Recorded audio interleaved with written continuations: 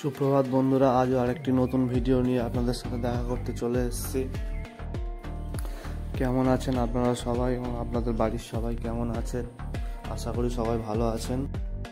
Thumbnail দেখে বুঝতেই পেরে গেছেন আজ ভিডিওটা কি নিয়ে হতে চলেছে, তো দেখতে থাকুন। আমরা অনেকেই ঘরোয়া পেঁপে চাষ করে থাকি, একটা দুটো কেউ বা 3-4টে গাছ লাগিয়ে থাকেন। তাদের জন্য বলছি, পেঁপে আমরা গাছে পাকিয়েই তবে পেরে নিই। পেঁপে যখন গাছেতে পেকে যায় তখন পাখির উপদ্রব হয় এবং পাখি এসে সে পেঁপে খেয়ে নেয়। তো সেইখান থেকে পেঁপেকে আমরা রক্ষা করব কিভাবে? আমাদের ব্যবহারের যে জামা কাপড় আছে বাড়িতে পুরানো, সেই জামা কাপড়গুলো যখন পেঁপে হালকা রং এসে যাবে বা রং আসার আগেও আমরা গাছে পেঁপে জড়িয়ে দেব। ওই পুরনো জামা কাপড়গুলো দিলে তাতে করে হবে কি, পাখি আর দেখতে পাবে না এবং পেঁপেগুলো রক্ষা হয়ে যাবে।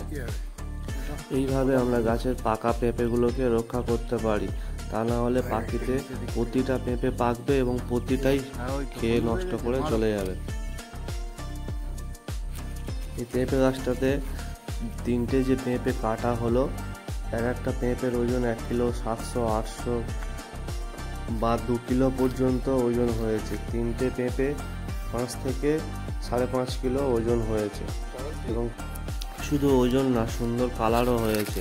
এই সুন্দর রং হতো না কোনোভাবেই যদি না ওই পুরনো জামা আমরা জড়িয়ে না রাখতাম। তার আগেই অল্প রং এলেই পাখিতে নষ্ট করে দিয়ে চলে যেত, পেঁপেটা আর নেওয়াই যেত না।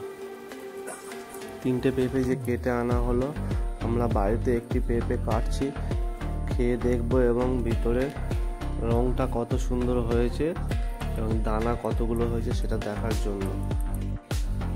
প্রায় 2 কিলো ওজনের এই পেঁপেকে হাতে ধরে কাটতে কিন্তু একটু কষ্টের ব্যাপার আছে, কারণ ব্যালেন্স পাওয়া যাবে না, সেই কারণে একটু কষ্ট তো হবেই, বড় পেঁপে যেহেতু। তবুও পেঁপেটি কীভাবে কত সুন্দর করে আস্তে আস্তে গোল করে এক ধার দিয়ে কেটে যাচ্ছে, দেখুন, দেখার মতো। পেঁপেটি যেখানে যেমন খালা উঁচু, ঠিক তেমনই সেইভাবে ঘুরিয়ে ঘুরিয়ে বটিতে বাঁধিয়ে বাঁধিয়ে কাটা হচ্ছে। একটুও পেঁপে কিন্তু বেশি অংশ বাদ যাচ্ছে না। ঠিক যতটা পরিমাণ বাদ দিয়ে গায়ের ছালটা ছাড়ানো যায়, ঠিক ততটা পরিমাণই বাদ দিয়ে গায়ের ছালটা ছাড়ানো হচ্ছে। তো গায়ের ছাল প্রায় ছাড়ানো শেষ হয়ে এসছে, আরও একটুখানি বাকি আছে, হলেই পুরো ছালটা ছাড়ানো হয়ে যাবে। এরপর কেটে দেখবো আমরা ভিতরের কি অবস্থা। এবার পেঁপেটির মাঝখান বরাবর চালা করা হলো। বাহ, কত কালো দানা! বন্ধুরা, কালো দানা খুব একটা বেশি নেই, অল্প আছে যেগুলো ডিপ ডিপ কালো, আর কিছু বেশি পরিমাণ আছে হালকা কালো।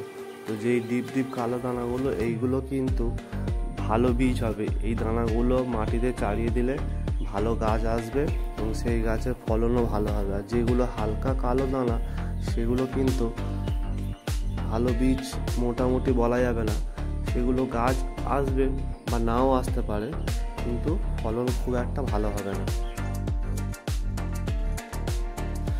পেঁপেটি দেখলেন কাটার পরে পেঁপের ভিতরের রংটা কত সুন্দর, বাইরে ঠিক যেমনই রং, ভিতরেও ঠিক তেমনই রং এবং দেখতেও কতটা সুন্দর, খেয়ে দেখা যাবে কতটা মিষ্টি। দেখুন কিভাবে কাটছে এবং দানাগুলো কিভাবে আঙুল দিয়ে ভিতর থেকে বের করে দিচ্ছে পেঁপের মাঝখান থেকে।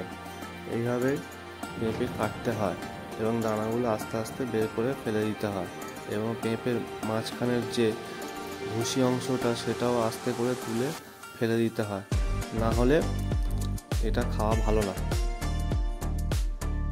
বন্ধুরা, আজকের ভিডিওটি কেমন লাগলো কমেন্ট করে জানাবেন এবং ভালো লাগলে লাইক এবং শেয়ার করবেন এবং চ্যানেলটিকে সাবস্ক্রাইব করে দেবেন।